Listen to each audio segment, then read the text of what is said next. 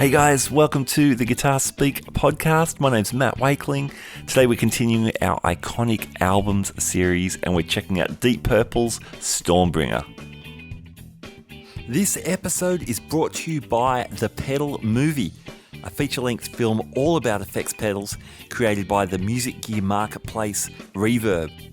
I am super excited about this film. The Pedal Movie features nearly 100 interviews with people like Steve Vai, Peter Frampton, Jay Mascis, Billy Corgan, and more, including some of our Guitar Speak podcast alumni like Dweezil Zappa, Sarah Lipstate, Johnny Barmer, and Brian Wampler. Reverb's The Pedal Movie is available now on iTunes, Google Play, and Vudu. For more information, visit www.thepedalmovie.com. Today's episode is also brought to you by Fretboard Biology, the comprehensive online guitar course put together by Joe Elliott. Now, Joe is not only a fantastic guitar player, he draws on his years of experience as the ex-head of guitar at the Guitar Institute of Technology and also at the McNally Smith Music College. Here's a few words from Joe about the course.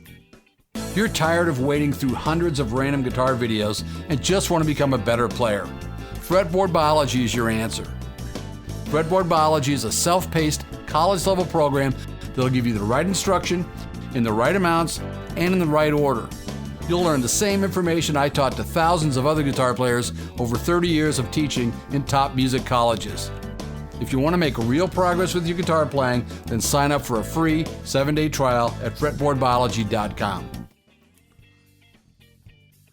Hey everyone, welcome to Iconic Albums on the Guitar Speak podcast. This is the show where I'm joined by Rob Rhodes. Hey Matt. And Gabor, Josika. Hey Matt. And we talk about classic guitar records, or at least the ones we think are worthy of that title. It's been a great time on the series so far. We've covered albums by Joe Satriani, the Red Hot Chili Peppers, Derek and the Dominoes, aka Eric Clapton and Friends.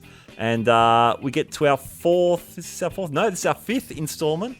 And Rob has brought to us an album for today's episode. It's Deep Purple's Stormbringer from 1974. Kick us off, Rob. Oh, Deep Purple Stormbringer.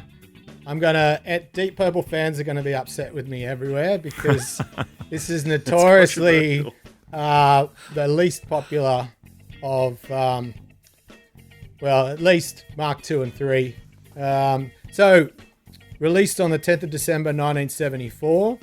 It was recorded during August and September of 74 at Musicland Studios in Germany. And then there were second sessions moved to the record plant in LA. It clocks in at a massive 36 minutes and 31 seconds. Wow. So it's over pretty quickly. It was Deep Purple's ninth studio album. And as I said, the second with Mark III. Mark III included David Coverdale as the lead vocalist and Glenn Hughes on bass and also vocalist. That's why you can hear those twin vocals on there. It is the record responsible for, Richie leaving Deep Purple after being quoted many times of saying, it's too funky. Too bluesy and too funky. I am out of here. I want to sing songs about dragons and elves and witches. Who wouldn't? I want to sing about cars and girls. And so that's obviously the title track is the biggest song off the album, which Coverdale still plays live with Whitesnake. But so that's like a little quick wrap up of the album. I like that you've chosen this album because I think it's a killer record, but it is controversial for some people, mainly, Richie Blackmore. Absolutely. He still plays Soldier of Fortune live, though, so, and he had to fight to get that one on the record because the other guys didn't like it, and he didn't like anything else. Yeah, right. He showed such disdain in the studio, apparently, that he agreed to play solos on certain songs. One take, talked all the way while he was playing, even to the point where Glenn Hughes asked him to play slide. I think it was on Holy Man. And even though there was a slide sitting right there, he picked up a screwdriver and played his solo with a screwdriver, one take, and then left, and he never listened back to anything. Far out.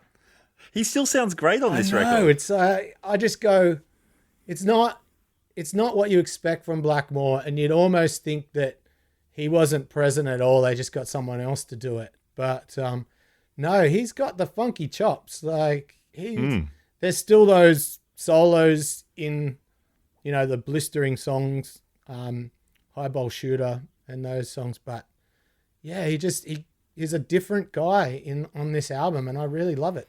It is fun hearing him play Chicky Chucker 16th notes on You Can't Do It Right. It reminded me of like Sly and the Family Stone, like that sort of stuff. That's sort of what some of the tracks reminded me of. Like, What's the era? I gotta say, I've never heard that album before. So that was my very first listen, and it was completely not what I expected. I love it. And I really dug it. I thought it's a great album. And I love, and I'm not a big Deep Purple listener, but is there a lot of synth usually in Deep Purple, or is that a rare thing for that album? This was kind of the introduction of that. John Lord started, because 1974, started experimenting with the synths then, and definitely that was, because there's some great synth sounds on there. I thought you would like that, actually. Yeah. Because I mean, whenever I think of Deep Purple, I always think of the organ, going through the Marshall stack. Yeah. And that's sort of, that very kind of 60s kind of sounding band. But yeah, I was super surprised. Funky, I wrote down funky Blackmore with phaser and everything. Oh, that's great. I'd never heard him play slide before. Was there slide on the earlier records? Right? There's hardly. I was trying to find that out during my research. Was like, was this just Blackmore because he didn't want to do it? He went, I'm going to play slide, and because it's not on any of the earlier records. And I love In Rock and I love Machine Head, and parts of Burn, but Made in Japan and all those records I'm really into. But I'd never. This one was really that first Deep Purple album that I felt was mine. Like I discovered, even though it was the cassette in my dad's Falcon Ute, it just felt like this was my Deep Purple record, because my dad had spent so many years playing the earlier records that it didn't feel like mine. This one sort of felt like, I've discovered this one, even though it came out 2 years before I was born. I discovered it, man. This is mine. But Slide, and again, he just showed so much dislike for what was going on that he just played slide with a screwdriver. And because that's actually one of the things I wrote down. The solo or there's kind of like two solo. It's sort of one solo divided into two in Stormbringer, which at first it's a slide solo. Yeah. Which almost at the first time I heard it, I went, is that the synth, or is that a? Because it's and maybe because he used the screwdriver, it's sort of an unorthodox slide sound as well. And then it goes into the like fingered solo, and great solo, both of them. And it was odd. I never thought, it didn't sound like what I thought of Richie Blackmore. No, it's definitely a change in pace. Well, so we've sort of touched on that, but what were some of your favorite songs? Man. Oh, I've got notes on just about everything. I dug the whole record. It was cool. Like Instep, it's hard. It's so hard. It is. I love Hold On. That Dirty Roads keys. Very Steely Dan. That's what I like. It almost has a Steely Dan vibe to and it. The gospel vocals, like the harmonies. Great vocals, like, and such great variety of tone in his voice too. Like, it almost sounds like it's more than one person singing, but it is within one song. You can hear him go from one voice to a different voice. No, they interchange, Gabor. So you'll have like Glenn Hughes will sing a verse, and then Coverdale hits the pre-chorus, and so they're interchangeable all the way through a lot of those songs. So it's not okay. Yeah, so it is the two vocalists chopping and changing all the time. Because I thought it was really great. The variety of vocal tones were great. Yeah, they blend so great, those two guys. Yeah. And they're both awesome, man. I've heard more Coverdale than Hughes, I think. So, but Hughes is ripping. He's doing all the up high stuff, and Oh, and he could still sing like that. Like he's still in the same register. Coverdale, Wow. they tuned down to D now in Whitesnake, so he can't sing quite as high. But Glenn Hughes in Black Country Communion, and the California Breed, the band he did with Jason Bonham out of Black Country Communion, he's still singing up there. He's still ripping the vocals in both of those bands. Man, unbelievable, man. So good. So, I mean, the vocals knocked me out on the whole record. Yeah. I mean, back to the Whitesnake thing. Yeah, they're tuning down, and the bass player, I can't forget his name. I'm sorry, but he's doing a lot of the really high vocal stuff. Now, I mean, Coverdale still sounds great. I saw them about March 2020, just before all the lockdowns happened, and they were fantastic. But yeah, he's dropped a little, but man, it's still pretty amazing. But back to tunes I was into. Yeah, hold on. I did write down the notes, and I don't know if I'm projecting what I know of Blackmore, but I did write down, does he even like playing over major keys? But he sounds cool. Yeah, what song is it? There's another story. I think it's maybe it's Love Don't Mean a Thing. Oh no, it's Holy Man. I think he plays just with his. They said, "Oh, can you do a solo?" And he went, "Yeah, but only if I can play it with my thumb." So he plays the whole solo like this country style thing, picking every note with his thumb, and you can hear like the whacking of his thumb, like the string hitting the pickup. It's really disappointing because it's one of those things that when you hear that about an artist, it can kind of turn you off entirely. But because of what he contributed to the actual album, playing wise, you forgive him. You go, if this is what the guy does when he's asleep at the wheel, like it's phenomenal. Yeah, right. Like when he's not even trying. Just Yeah. It does change how you hear stuff too. Because I didn't know. I knew he left the band, obviously. I didn't know he was up to all that kind of stuff in the studio. So that's kind of interesting. In the Gypsy, which Coverdale still does as well. That's a great tune. There's a harmony slide solo, so there's obviously some effort there to get it right, and maybe you like that song. Yeah, that outro doesn't get boring, even though it's kind of it cycles and cycles. There's just something different every cycle. There's something to hear different. It's beautiful. Yeah. But I had Lady Double Dealer as probably the most classic Deep Purple tune for me on the record. Had that classic Richie Blackmore whammy bar stuff. That was pretty cool. Well, I had written down Lady Double Dealer, the one song that sounds like I expected this album to sound like. That's a really good observation. I love it. Yeah. Awesome. Yeah, Gabor. So Lady Double Dealer. But outside of that, what songs took your fancy? So for me, probably my three favorites on that album were standout Stormbringer, the first track, just a killer riff, great solos in it, just and great song. The other one, You Can't Do It Right, I really dug that song, and Love Don't Mean a Thing, because they were sort of kind of almost like Sly and the Family Stone-esque songs.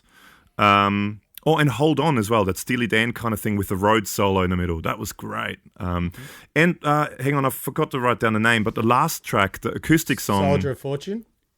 That's a cool. That's a very when I heard it in the car for the first time, I kind of went, that's sort of almost like a concept album song. Like it sounds like it should, like a journey or something.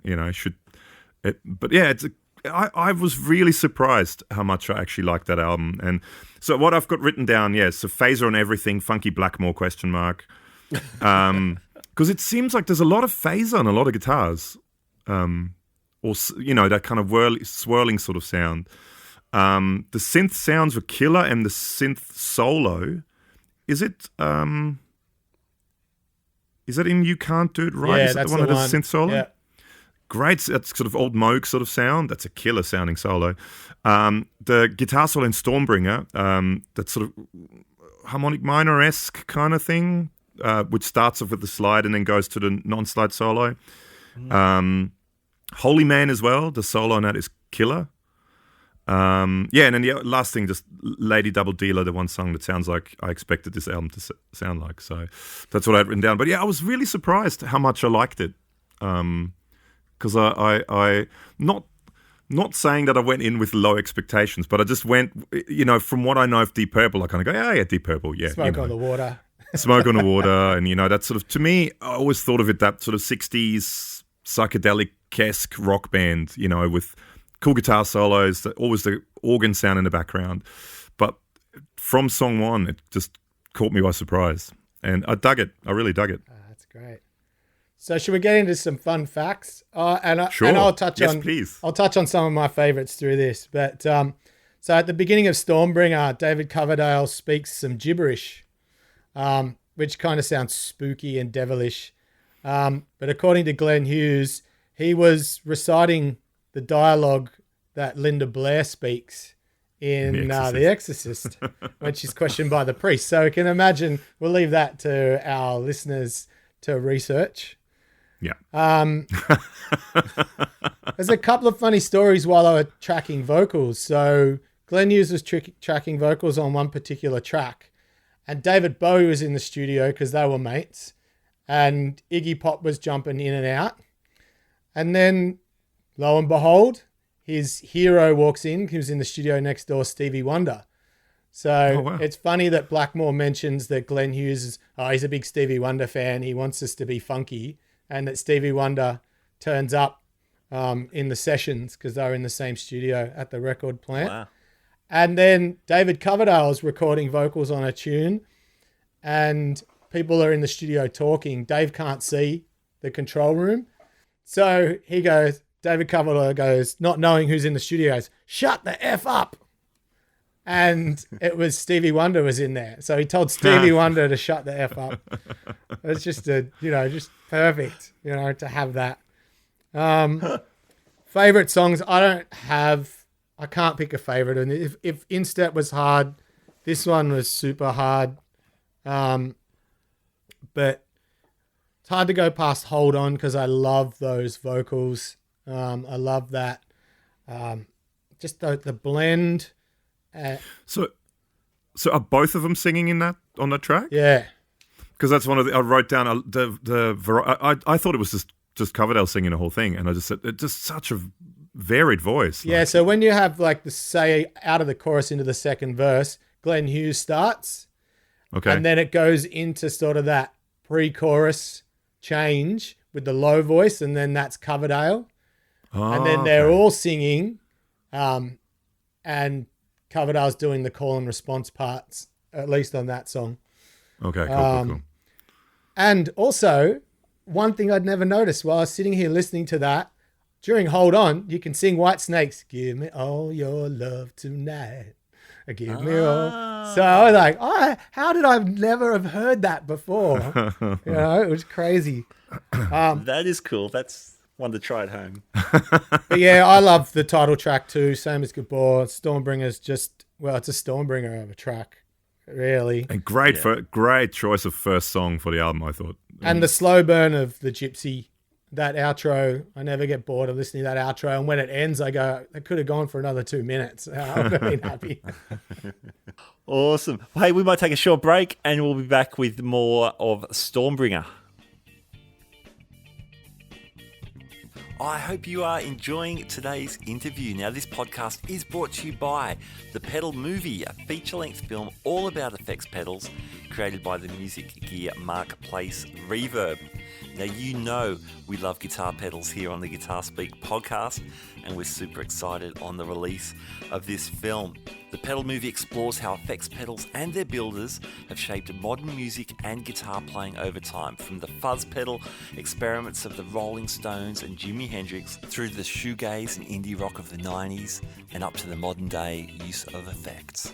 Reverb also speaks with builders and leaders from more than 50 pedal brands to answer the big question, how did guitar pedals get so big? Reverb's The Pedal Movie is available now on iTunes, Google Play and Voodoo. For more info, check out thepedalmovie.com. Today's episode is also brought to you by Fretboard Biology, the comprehensive online guitar course put together by master guitar teacher Joe Elliott. Now, I was a beta tester for the course, and as a music educator myself, I was very impressed by the logical layout and format of the course. Heavyweight guitarists such as Brett Garsed and Greg Koch have also endorsed the program, so check it out at www.fretboardbiology.com. Okay, back to our interview. All right, welcome back. I'm with Rob and Gabor. We're talking Stormbringer from Deep Purple. Killer record. Yes. Yeah. Outside of the norm, we've agreed for Purple, but this was, I think, I don't know if I'm right, Rob, but this is like about their 9th studio album by the time they get to this. It was their 9th album, yeah. That's a crazy output, and of course they've pretty much kept going in different iterations till now. I think they're into like Mark 7 or 8. Okay. Because the guitar players, like even going back, Satriani did a tour with them. Never recorded with them, but Satriani did a tour with them, I think in the 90s. Was yes. it? Yeah. Okay. Yep. And you know, as Tommy Bolan comes in after this record, replaces Blackmore, and then obviously Steve Morse, who's he's got to be there. What a hack. 30 years now or something, right? He's been in there longer than anyone else. But they got Don Airy on keys now after we lost John Lord. Ian Pace is still there. Machine. Yeah. And Gillen's back, obviously. Yeah. And who's the bass Roger player? Glover. Glover, yeah. And he was in the band before Stormbringer, wasn't he? That's right, yeah. He got ditched for Glenn Hughes, yeah. Because Glenn Hughes played bass and vocals. I think you already said that. Yeah. That Rickenbacker, man. He's the guy with the Rickenbacker bass. I can't, obviously Geddy Lee's one, but they're sort of the two that come to mind as Rickenbacker players. Lemmy. Yeah. Come on, Lemmy. Lemmy, Man. sorry. Lemmy? Yeah, that's out of my wheelhouse. That's why I didn't come to mind. Paul McCartney, Wings. Oh, yeah, briefly. Briefly. Yeah. Yeah, rockin', man. What's not Gilmore. What's Blackmore playing? Well, Blackmore started on 335s actually, and his story is that he saw Hendrix and thought the Strat was cool and wanted a Strat, and he came across his first Strat through Eric Clapton. So all these things tie together. Now, Eric Clapton gave his roadie an old Strat that he didn't want. The neck was pretty bowed, apparently. And Blackmore knew that roadie had it and said, will you sell it to me? So he bought Clapton's old Strat for £60. Oh, wow. And, got him right into Strats. But he was always a Strat guy. And there's a couple of funny gear stories. So he's never been a pedal guy. He never really liked pedals. But Voxwa, again, there's a common thread there through some of these records. Yeah. And I'll pull this up. He used a treble booster. So it's the Hornby Skews treble booster. Funny story about that pedal and the amp rig, which we'll get to. Smoke on the Water, the keyboard, that was played through the Marshalls with the treble booster too. Because they just said, you want that distorted, let's try doing it with this. So it carried through there. Amps wise, there's a funny story too, because Blackmore was using Vox AC30s, but he really liked the look of Marshalls and he wanted Marshalls. So he took the AC30 to Jim Marshall and tried to get the techs to rebuild a Marshall to sound like his Vox. But they couldn't do it. Like they tried and they just couldn't do it. Wow. So they said, if you ever tell anyone, we won't admit it. But they took the guts out of the Vox AC30 and put it in the Marshall. Oh, wow. And that was his amp for a long time until the Marshall Major, which they modded for Blackmore and gave it an extra output stage. So it was 280 watt head. Because because I always thought 100 is just not enough. It's like Spinal Tap. Unbelievable. 280, holy moly, that's a lot of power. Yeah. And because the Marshall Major was 200 watts, which is already 200. Crazy. Yeah. 280, wow. And he regularly used 2 or 3 on stage. So you can see where Yngwie got the idea from, right? And the scallop fretboard, yeah. Come back here. They're all plugged in. Check it out. No empty cabs back here. No way. Beautiful. Wow. Man, it's such a thick tone, man. It's like, it is a Strat, but it's so thick, and I guess there's 280 reasons why. Yeah. And you can circle back to Stevie Ray Vaughan. It's not super distorted. It's really clean. Yeah. That's how you know that it was played really loud. Because the only way you get that sort of sustain and clean overdrive from an amp, it's ridiculous headroom. Is that it's super loud and it's driving that power amp section. Wow. People will probably also kill me if I don't mention the scallop fret thing as well that Blackmore is famous for. Yeah. That was also passed on. He said he stumbled on that around 1966. He was playing a classical guitar and he'd worn it out, pitted the fretboard so much that it had actually scalloped the frets. So when he made the switch to electrics, he kept sliding past notes all the time because back in the day, skinny frets. He said he was really struggling. So he just started scalloping the frets himself. He's quoted as saying, where is it? There's better ways to spend a day than standing there with sandpaper and sanding a fretboard. But he said it gave him more grip and suited that style, his vibrato, a lot more. And who can argue with that? Exactly. Yeah. Great vibrato. How many people have destroyed guitars trying to do that same thing? You reckon? Anyone ever had a scalloped neck guitar? I've played a few, but when I worked at the music shop here up at Noosa, Music at Noosa, we had a couple of the Yngwie Strats in. And actually, do any of you guys know Ben McGregor? Great guitar player from up here. He is a massive Ritchie Blackmore fan, and he ended up buying an Yngwie Strat because it's got the scalloped frets, and it's weird, but yeah, it's interesting. I don't know. It's not my thing, but I guess I only played it, a handful of times. But yeah, wow, weird and wonderful. Yeah, we had him. Yeah. We had him at Allen's when I worked there, and I think I played it once. I didn't really like it, and a couple of weeks later, someone just snatched it and ran out the door with it. Oh wow! So yeah, it's one of those things. Whenever I see one that pops up on Reverb or Gumtree, I always go, I wonder if that's the one. Wonder if that's I wonder if that's it. Oh man! Did you guys ever see the Ritchie Blackmore signature model Strats? Yeah, they kick around every now and again. It doesn't have a middle pickup, like it's there, but it's not like wide up. But I've never seen one in real life. No, but I've seen them pop up every once in a while. Yeah, I've seen. I just think it looks so dorky without the middle pickup. At least you could do the Yngwie thing and just drop it right down with the scratch plate. But it's that 70s thing. I love the big Fender headstock, and I love the black like plastic hardware on the white pick guard. And I don't know. I've always sort of loved those Strats, the 70s ones. They're getting crazy money now, the 70s stuff. Yeah. And they don't have a good reputation. Fenders, like every neck's different. They're heavy. And then Gibson, really heavy. Gibson with the pancake bodies and weird and wonderful things going on at that time. But so how's the prices on those things going crazy at the moment? It's insane.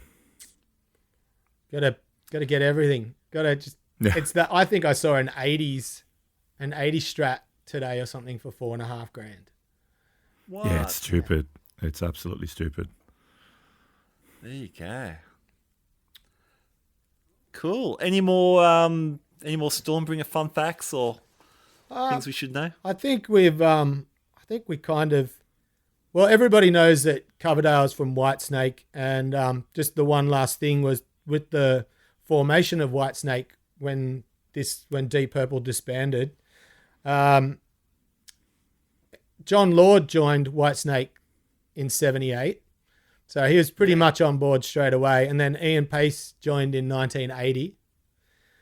And for some stories on that, there's an English guitarist, Bernie Marsden. I don't know if anyone's familiar with Bernie. Yeah. But he recently released a book called Where's My Guitar? And get the audio book. All of us guys who are in cars, we do podcasts and audio books because that's where we'll spend most of our time, especially driving from where I am down near, like just north of Byron Bay. Driving up to the sunny coast on a Friday can be a 4.5 hour drive if you don't leave early enough. So there's plenty of time for that. But check out that book, Where's My Guitar by Bernie Marsden. He gets into all of that early Whitesnake. He actually wrote Fool for Your Loving and Here I Go Again. So Wow. it's obviously some big hitters have come out of Deep Purple as far as Mark III. And we all mentioned it before with Black Country Communion, which was Derek Sherinian, Glenn Hughes, Joe Bonamassa, and the great Bonham on drums, Jason. Yeah, man. And I mean, It's a lot of notes. And I mean, Ian Gillan was the original Jesus too. So I mean, come on. Oh yeah. Oh yeah. Well, not the original, but yeah. The original recordings, I think he was the first, wasn't he? The first, not the original, but the first recordings. Yeah. Yes. Well, okay, not super original, all right. Yeah, there's a documentary on Apple TV at the moment called 1971, and they get into like the movements in that year are just insane. Well, we're getting a little bit off topic now, but still music, I guess. But yeah, they go over Jesus Christ Superstar, how it became the biggest selling album of. Which is a killer soundtrack. I mean, again, off topic. I played guitar in that for a little while. Like on the Sunshine Coast here, we had like a local version of it. What great music! Yeah. It's really, really killer. 100%. And the original, if anyone gets a chance, I mean, there's the Fanzi and whatever version is train version, but listen to the original like that with Ian Gillan. What a killer soundtrack, and the music, the band on it, all the musicians on it, amazing. I think it was huge in the 70s in Australia too. Probably. This is completely like without notice. I can't remember who the singers on that were, but that was pretty massive too. And that was a John English or someone like that was. I think so. Marsha Hines. I'm pretty sure was in there. So yeah. I know later it was John Stevens, was Judas, and Kate Sobrano. Fonzie was Jesus, and what's her name? Kate Sobrano. Kate Sobrano, that's right. She was Mary. Yeah, cool cast as well. Yeah. There you go. We've covered it all. Deep Purple. It spreads a long way, man. It is deep indeed. So thank you, Rob. Thank you, Gabor. Rob, where can we catch you? Living in the 70s, live on Facebook or roadtripent.com for all my other shows. Awesome. And Gabor? Well, if you want to have a super fun, awesome, and happy sort of kind of time. I do. Watching people giggle while they fiddle with knobs and guitar pedals. Check out the Super Fun, Awesome, Happy Time pedal show on YouTube. And there's also podcasts if you really want to listen to. You shouldn't really listen to another podcast, but we do a podcast as well. That's how I listen to you most of the time. So cool. Well, it's all good. Thank you. And awesome. Send us pictures of your shopping trolleys and stuff. Yeah. At the beach when I'm there listening. At the beach, exactly. Yeah. Thank you, fellas. Thank you. Thanks, Matt. Catch you next week. Guys. All right, there you go. Deep Purple's Stormbringer. Man, I'm loving these guitar album conversations with Rob and Gabor, and I hope you are too. Now, next week, things get a little left field. We check out Primus's third studio album from the early 90s, Pork Soda. That's going to be cool. Also coming up, we've got some great interviews this week. Jason Slack from the Super Jesus and a guitar builder himself comes on the show, which is really cool. So look out for that one too. Best way to keep in tune with the Guitar Speak podcast is to subscribe on Apple Podcasts, Google Podcasts, Spotify, wherever you pod, you should be able to find us there. So if you subscribe, follow, whatever it is, that's a great thing to do. Okay, I'm just about out of here. My name's Matt Wakeling. You've been listening to the Guitar Speak podcast. And as Michael Schenker once told me, keep rocking, keep on rocking. Keep on rocking indeed. I'll catch you next time. Bye now.